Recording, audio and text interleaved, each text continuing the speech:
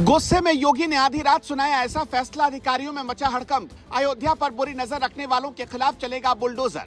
अयोध्या से भागने पर मजबूर हो गए कुछ लोग, अचानक योगी ने कर दिया राइट टाइम। अयोध्या में योगी के 3 फैसलों ने बदल दी तस्वीर। मोदी ने भी थपथपाई पीठ।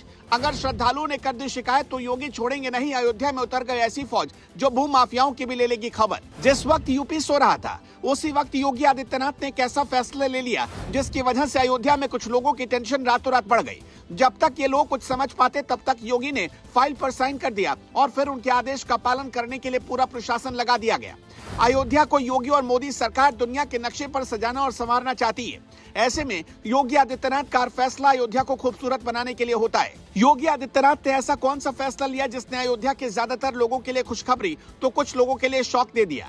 ये जानने से पहले 3 बातें मुख्य तौर पर समझनी जरूरी है। जब से अयोध्या का विकास शुरू हुआ तभी से भूमाफियाओं की नजर अयोध्या की जमीन पर टिक गई, क्योंकि सबको पता है कि आने वाले दिनों में अयोध्या की जमीन की कीमतें आसमान छू जाएंगी और टूरिस्ट हब बनने की वजह से पूरी अयोध्या में करोड़ों लोग आएंगे। ऐसे में अयोध्या टूरिस्ट हब के साथ साथ बिजनेस हब भी बन जाएगा।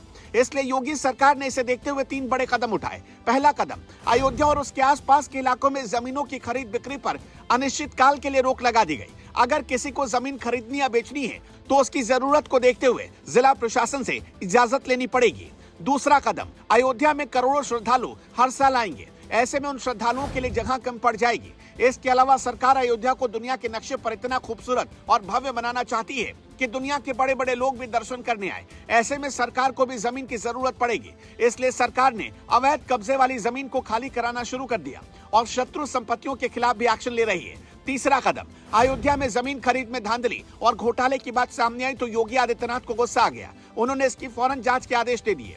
पिछले 3 साल में अयोध्या में जमीन की कीमत करीब 8 गुना ज्यादा बढ़ गई। अयोध्या में 2017-18 में जहां 5,962 रजिस्ट्री हुई, वहीं 2021 में ये 232% बढ़कर 13,856 पर पहुंच गई। धीरे धीरे साल दर साल ये बढ़ती जा रही थी। इसलिए 2022 के आसपास योगी सरकार ने इस पर रोक लगा दी।